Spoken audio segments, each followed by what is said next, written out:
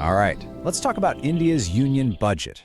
Now, every year it gives us a snapshot of the country's finances. But the 2026-27 budget, well, this one feels different.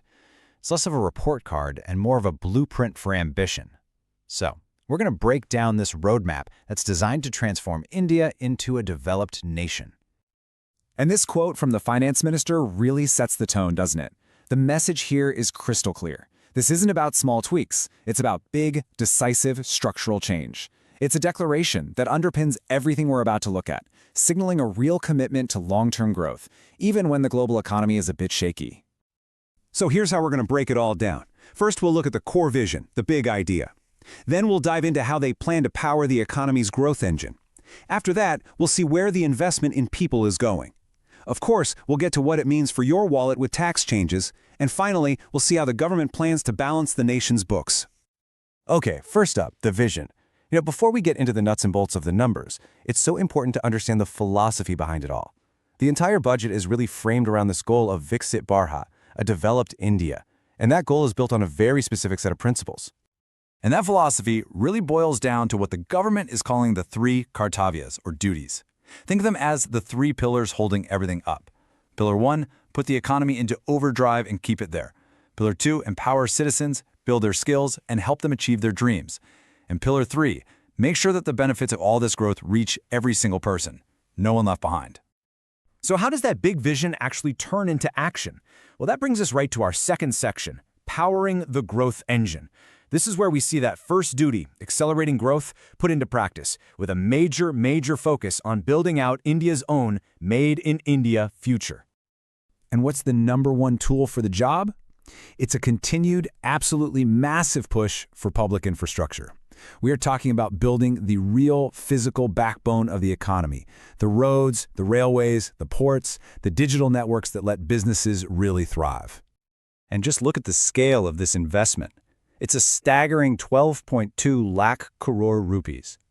This is what's called capital expenditure, or CAPEX. And the best way to think about it is this. It's not just money being spent and disappearing. It's money being invested in long-term assets for the whole country. It's a huge bet on future growth. Now this chart really tells the story. This isn't just a one-off spending spree. Look at that trend. From just 2 lakh crores about a decade ago to over 12 lakh crore now.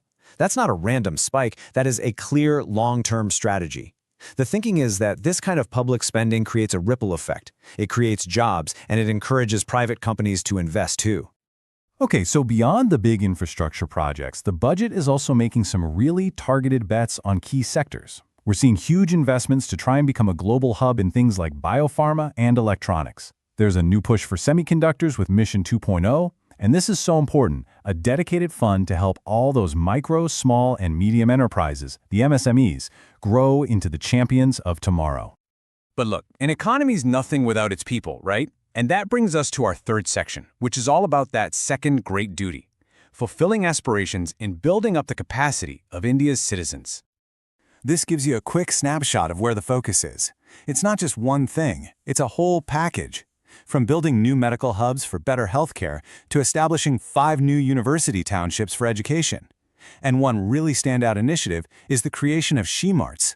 The idea here is to help women-led businesses scale up from local groups to actually owning their own stores, connecting them directly with the market.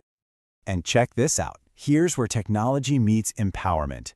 Bharat Vistar is a new AI-powered tool built specifically to give farmers customized advice.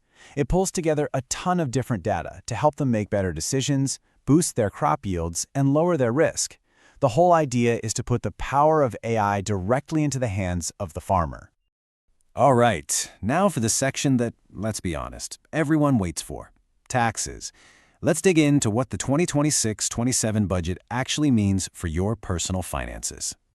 So the big theme with taxes this year isn't about dramatic rate cuts or hikes. Instead, it's all about this idea of ease of living.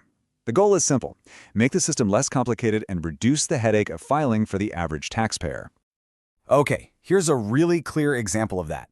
The tax collected at source, or TCS, on overseas tour packages. It used to be kind of confusing with different rates. Now, they've streamlined it to a single, much lower rate of just 2%. That's a direct win for anyone planning to travel abroad. And that whole idea of making things simpler doesn't stop there. You'll now have more time to revise your tax returns, which is great. Deadlines are being staggered to avoid that last-minute chaos. And a bunch of processes, like getting certain tax certificates, are being automated. Each one of these is designed to make tax time just a little less painful. So finally, let's zoom all the way out to the big picture. With all this ambitious spending, how is the government making sure the nation's finances stay healthy and stable? Let's get into balancing the books. The key number you need to know here is the fiscal deficit. That's basically the gap between what the government earns and what it spends. The target is 4.3% of GDP. Now, continuing to bring this number down sends a really important signal of financial discipline to global investors, and that can actually make it cheaper for the whole country to borrow money. And here's another critical number, the debt to GDP ratio. It compares the country's total debt to its total economic output. The projection is for this to go down, which is a very healthy sign. Why? Well, it's pretty simple. A lower debt ratio means more money can be spent on things like development instead of just paying interest on old loans. So when you boil it all down, that's the crucial point, isn't it? The whole budget is a massive balancing act. On one side of the scale, you have these huge, ambitious investments to really push for growth. And on the other, you have a very clear plan to keep the country's finances in check, ensuring stability for the long haul. At the end of the day, this budget lays out a really bold and clear strategy. It's focused on investment, empowerment, and being financially responsible. The vision is set, the pillars are in place, the investments are being made. But the big question, the one that really matters, is the one right here. Will this be the roadmap that successfully guides India to its goal of becoming a developed nation by 2047? Well, I guess only time will tell.